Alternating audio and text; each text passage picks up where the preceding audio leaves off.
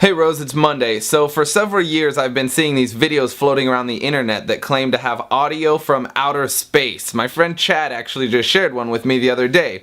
They're often really ambient and eerie sounding, giving them a real coming from outer space feel to them. Sometimes it's other planets, sometimes other stars, and sometimes just deep space itself. And in these videos, well, to their claim at least, you can actually hear what these other places sound like. A rather humbling thought, but you've probably heard before that sound can't travel through space. So what exactly is going on here?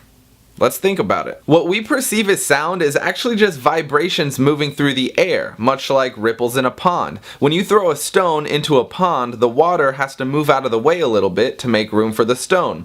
That water that moved is now taking the place of other water, which in turn has to get out of the way. You can see this happen as the ripples move across the surface of the pond away from the stone. When something makes a sound, it is causing a similar vibration in the air around it, and these waves move outward like the ripples in a pond. However, if you were to drain the pond, there's now no longer any water to move out of the way, and therefore no ripples. The same thing is true in space. Since there are no air molecules for these vibrations to move through, there can be no sound in space. So what is it that we're hearing on these sounds from space videos? It turns out what you're hearing isn't what these bodies in space sound like, but rather what they look like. There are two common types of data from space that are often converted into sound, and one of them is electromagnetic radiation, also known as light, but not just visible light, what we can see, but the entire electromagnetic spectrum. Stars give off light along the entire EM spectrum, as do other objects and events like black holes and supernovas. Other bodies like planets and gas clouds can bend and reflect EM radiation. This allows us to pick something in space and see what kind of light it's giving off and reflecting. If we line up the electromagnetic spectrum with our own hearing spectrum of about 20 to 20,000 hertz,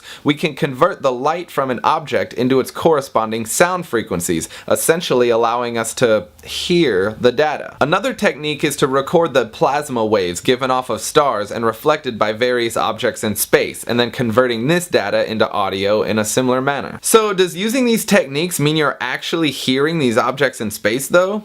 Well, no, of course not. What you're hearing is data that is completely unrelated to sound that has been converted into sound. If you were to actually go to, say, Jupiter, what you would hear would be very familiar. Strong winds, storms, probably lightning, but no ambient, eerie, synthesizer-y chord sounds. Consider this example. If you asked everyone on Earth what their favorite number was between 20 and 20,000, and then plotted all those answers on a graph, you could easily convert that into a sound, with more popular numbers, or frequencies, receiving stronger amplification. You could then listen to the sound of the entire planet's favorite number.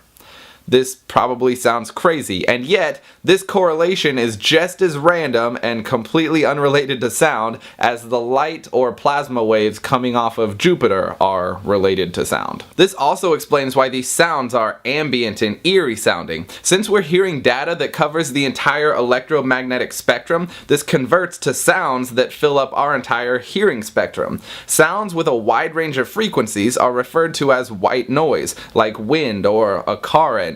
In much the same way, this full range of frequencies coming from this data gives us that ambient, eerie, white noisy feel that we get. I hope this helps shed some light on the phenomenon of hearing space, and Rose, we'll see you on Wednesday.